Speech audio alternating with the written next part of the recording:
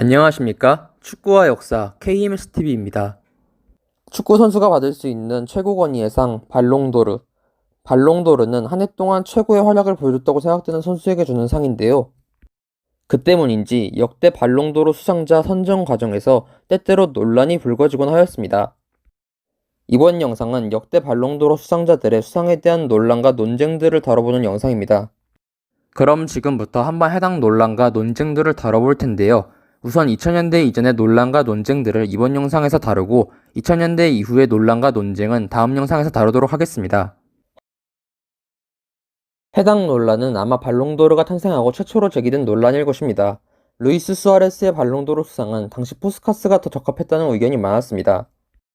당시 푸스카스는 레알 마드리드가 유러피언컵 5연패라는 대기록을 세우는데 핵심적인 역할을 했으며 유러피언컵 득점왕과 라리가 득점왕을 차지하며 정점에 다다른 기량을 펼쳤기 때문입니다. 참고로 해당 시즌 푸스카스는 36경기 47골을 기록하는 괴력을 보여줬죠. 반면 루이스 수아레스는 라리가 우승과 인터스페어컵 우승을 달성한 것이 전부였죠. 하지만 1960-61 시즌 유러피언컵 16강에서 바르셀로나를 이끌던 루이스 수아레스가 푸스카스가 이끄는 레알 마드리드를 탈락시키는 데 핵심적인 역할을 수행했기 때문인지 발롱도르는 루이스 수아레스가 차지하였고 푸스카스는 2위에 그쳤습니다. 참고로 1등표는 푸스카스가 더 많이 받았습니다. 데니스로의 발롱도르는 루이스 수아레스가 수상해야 했다는 의견이 상당했습니다. 당시 루이스 수아레스가 인텔의 유러피언컵 우승과 스페인의 유로 우승을 제패하는데 매우 공헌도가 컸기 때문이죠. 그에 비해 데니스로는 리그 준우승 외에 내놓을 법한 커리어가 없었습니다. 물론 데니스로는 징계로 인해 1개월이라는 출장 정지에도 불구하고 42경기 46골이라는 훌륭한 기록을 작성하긴 하였으나 같은 시즌에 활약한 에우제비우와 비교하면 부족한 포스를 보여줬죠.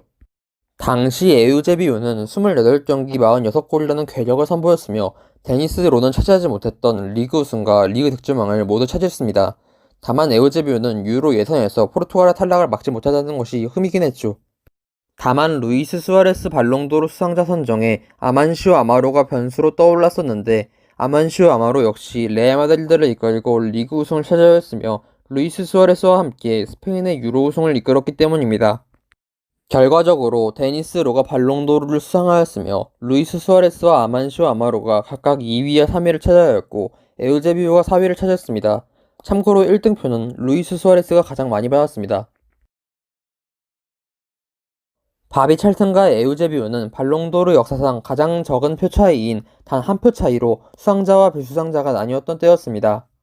개인 기록만 놓고 본다면 월드컵 득점왕과 포르투갈 리그 득점왕, 유러피언컵 공동 득점왕을 차지하며 해당 시즌 차지할 수 있는 모든 득점왕을 차지한 것에 더해 포르투갈을 월드컵 4강에 올리고 브론즈볼을 수상한 에우제비우가 압도적이었습니다. 하지만 바비 찰튼에게는 월드컵 우승과 월드컵 골든볼이 있었습니다. 또한 바비 찰튼은 유러피언컵과 월드컵에서 에우제비우를 각각 8강과 4강에서 물먹인 장본인이었죠. 정확한 사실인지는 불명이나 일설에 따르면 잉글랜드 투표인 중 누구도 바비 찰튼에게 투표하지 않았고 포르투갈 투표인 중 한 명이 바비 찰튼에게 투표하였다고 하는데 이 한 표가 에우제비우의 발롱도르를 앗아갔다고 볼 수 있었기 때문에 에우제비우가 화를 냈다고 합니다. 반면에 바비 찰튼은 별다른 불평이 없었다고 하네요. 요한 크루이프와 베켄바워의 발롱도르 수상 경쟁은 발롱도르 역사에서도 매우 유명한 일입니다. 요한 크루이프는 라리가 우승에 월드컵 준우승, 그리고 월드컵 골든볼을 수상하였으며 토탈풋볼이라는 혁명을 유럽에 널리 퍼뜨렸는데요. 반면 베켄바워는 크루이프가 이끄는 네덜란드를 꺾고 서독의 월드컵 우승을 이끌었으며 월드컵 실버볼을 수상했고 시즌 동안 분데스리가와 유러피언컵 우승으로 더블을 달성한 상태였습니다. 이 둘의 발롱도르 경쟁은 매우 근소한 차이로 크루이프가 이겼는데 베켄바워는 크루이프가 매우 근소한 차이로 자신을 누르고 발롱도르를 수상하자 크루이프를 어느 정도 인정하면서도 자신이 달성할 수 있는 거의 대부분의 것을 달성했음에도 발롱도르를 수상하지 못한 것에 울분을 토했다고 합니다. 해당 발롱도르는 케빈 키건이 수상해야 한다는 논란이 많았습니다. 알란 시몬센은 메넨글라드 바흐의 분데스리가 3연패와 유러피언컵 준우승을 이루는데 핵심적인 역할을 수행하였지만 케빈 키건은 당시 리버풀에서 리그와 유러피언컵 더블을 달성하는데 커다란 활약을 해냈습니다. 더군다나 케빈 키건이 이끄는 리버풀이 알란 시몬센의 메넨글라드 바흐를 꺾고 유러피언컵을 우승하였기 때문에 발롱도르가 케빈 키건에게 돌아가야 한다는 주장이 상당했습니다. 하지만 케빈 키건이 함부르크로 이적한 이후 함부르크가 내분이 일어나면서 부진한 모습을 보이자 알란 시몬센에게 발롱도르가 돌아갔습니다. 참고로 1등표는 케빈 키건이 더 많았습니다. 해당 발롱도르는 케빈 키건에 비해 로프 렌센브링크 그리고 한스 클랑클이 더 적합하다는 논란이 존재했습니다. 케빈 키건은 함부르크가 분위기를 수습하자 후반기에 나름 훌륭한 활약을 보여주었으나 팀에서 어떠한 타이틀도 차지하지 못했으며 개인 수상도 특별히 꼽을 것이 없었습니다. 반면 경쟁자였던 한스 클랑클은 오스트리아 리그 득점왕과 유러피언 골든슈를 차지하였습니다. 또한 로프 렌센브리크 같은 경우는 월드컵 준우승과 월드컵 도우망 그리고 위너스컵 우승과 UEFA 슈퍼컵 우승을 이루는 데 큰 활약을 펼쳤죠. 그러나 차후 시즌 전반기에 케빈 키건이 엄청난 퍼포먼스를 보여주며 각 언론으로부터 최고 평점을 받는 모습을 보여준 반면에 로프 렌센브링크가 노쇠와 기미를 보여주면서 여론이 케빈 키건으로 쏠렸고 한스 클랑클은 바르샤로 이적한 뒤 그 활약을 이어나갔으나 발롱도르는 결국 케빈 키건에게 돌아갔습니다. 일설에 따르면 이러한 결과가 나온 것은 1978년 월드컵의 이미지가 매우 나빴기 때문이라고 합니다. 당시 아르헨티나 월드컵은 비델라 독재 정권의 홍보수단으로 이용되었거든요. 로프 렌센브링크 같은 경우는 자신이 매우 유력한 발롱도르 후보였다며 만약 자신이 월드컵 우승과 월드컵 득점왕을 차지했다면 발롱도르는 자신의 것이 되었을 것이라며 꽤나 아쉽다는 이야기를 했었다고 합니다. 해당 시즌 발롱도르는 케빈 키건이 차지하였고 2위는 한스 클랑클, 3위는 로프 렌센브링크가 차지했습니다. 조지 웨아의 발롱도르 수상은 리트마넨이나 클린스만이 주로 엮이는 편입니다. 경우에 따라서는 델피에로와 말디니도 엮이죠. 조지 웨아의 경우 당시 상대적으로 약체였던 파리 생제르맹을 챔피언스 리그 4강에 안착시키고 챔스 득점왕을 차지하는 뛰어난 퍼포먼스를 보여주었습니다. 덧붙여 자국 리그컵인 후프드 리그와 후프드 프랑스를 우승하며 컵대회 더블을 달성하기도 하였죠. 헌데 리트마넨의 경우 아약스를 이끌고 에레디비시와 챔피언스 리그 더블을 달성한 것에 더하여 자국 컵대회인 더치 슈퍼컵을 우승하였고 비록 조지 웨아에게 밀리긴 했으나 챔스에서 한 골 차이로 득점 2위에 랭크된 상태였습니다. 클린스만의 경우는 지난 시즌 리그에서 15위까지 추락했던 토트넘을 원맨쇼에 가까운 활약을 보이며 7위까지 끌어올렸고 해당 시즌 잉글랜드 리그 최고의 선수로 꼽혔었죠. 다만 무관이었습니다. 또한 델피에로는 유벤투스의 리그, 코파 이탈리아 더블과 UEFA컵 준우승에 핵심적인 역할을 하였습니다. 스페르코파 이탈리아나에서도 우승을 하였죠.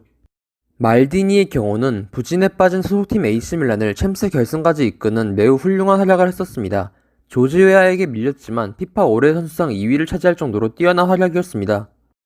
이런 부분을 볼 때 조지 웨아가 당시 발롱도르를 수상할 자격은 있었으나 타 선수에 비해 압도적이지 못했다는 의견이 많았습니다. 이 때문인지 조지 웨아가 발롱도르를 수상할 수 있었던 이유가 이전까지 존재해왔던 비유럽 발롱도르 수상 제한을 해당 연도에 풀었기 때문에 아프리카 출신이었던 조지 웨아를 수상자로 낙점함으로써 발롱도르의 바뀐 이미지를 어필하고자 했던 것이 아니냐는 의혹이 발생하기도 했습니다.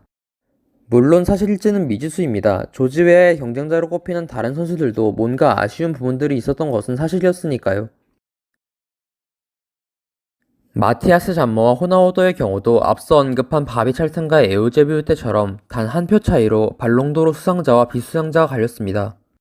마티아스 잠머는 도르트문트의 분데스리가 2연패를 이루는데 핵심적인 역할을 수행한 것에 더하여 1996년에 열린 유로에서 독일의 우승을 이루는데 가장 커다란 역할을 수행하였습니다. 그는 리베로라는 포지션에서 보여줄 수 있는 모든 것을 보여주며 최후의 리베로라는 찬사를 받으면서 유로 MVP를 수상했죠. 또한 그는 DFL 슈퍼컵에서도 우승을 차지하는 데 공헌하였으며 차후 시즌에도 맹활약을 하였습니다. 호나우도의 경우 PSV 아인트호벤에서 KMVB 베이커와 요한 크루이프 수알에서 우승을 차지하긴 하였으나 지난 시즌 보여준 임팩트에 비하면 살짝 부족한 시즌 후반기를 보여줬습니다. 브라질 대표로 올림픽에 나가 좋은 활약을 보여주었지만 동메달을 따는 데 그치기도 했고요. 그러나 차후 시즌 전반기에 바르셀로나로 이적한 호나우도는 엄청난 득점력을 다시 한번 과시하였고 특히 콤포스텔라와 경기에서 6명의 수비수를 제치는 드리블을 해낸 후 득점을 하는 충격적인 퍼포먼스를 보여주었죠. 결론적으로 발롱도르는 한 표 차이로 마티아스 잠머가 차지하였으나 1등표는 호나우도가 더 많이 받았으며 피파 올해의 선수상은 호나우도가 차지했습니다. 히바우드의 경우 라리가에서 맹활약하며 바르셀로나의 리그 우승을 이끌었으나 챔피언스 리그에서 조기에 탈락을 맛봐야 했습니다. 거기에 라리가 득점 레이스에서는 라울에게 한 골 차로 밀리며 아쉽게 득점 2위에 그치기도 했죠. 반면 데이비드 베컴은 맨유의 EPL, 챔피언스 리그, FA컵까지 트래블을 이루는데 큰 공헌을 했다는 평을 받았습니다. 참고로 이 두 선수는 해당 시즌 챔피언스 리그 조별리그에서 만나 두 번의 경기를 치렀는데 두 경기 모두 무승부였으며 히바우드는 2골, 베컴은 1골을 기록했다고 합니다. 그리고 맨유는 조 2위로 8강 진출, 바르셀로나는 앞서 말했듯이 조별리그에서 탈락하였죠. 재밌는 사실이 하나 있다면 조 1위는 맨유와 결승에서 만나게 되는 바이에른 뮌헨이었습니다. 그러나 히바우드는 호나우도의 부재에도 불구하고 1999년에 열린 코파 아메리카에서 브라질의 우승을 이끄는 맹활약을 보여주었는데요. 해당 코파 아메리카에서 히바우드는 코파 아메리카 득점왕과 코파 아메리카 MVP를 수상하였습니다. 전체적인 우승 커리어는 히바우드보다 베컴이 앞서 있었고 챔피언스 리그에서 히바우드의 바르샤가 베컴의 맨유에게 밀려 조별리그 탈락을 했다는 점에서 히바우드가 불리한 면도 있었으나 코파 아메리카에서 보여준 환상적인 퍼포먼스를 비롯하여 개인 퍼포먼스 부문에서 히바우드가 베컴보다 월등히 뛰어났다는 평을 받으며 발롱도르는 히바우드에게 돌아갔습니다. 이로써 2000년대 이전 편의 논란과 논쟁들을 모두 살펴보았는데요. 2000년대 이후 논란과 논쟁편은 앞서 말했듯이 다음 편에서 다뤄보도록 하겠습니다. 영상을 유익하게 보셨다면 구독을 바라진 않겠으나 좋아요와 댓글을 달아주시면 감사하겠습니다.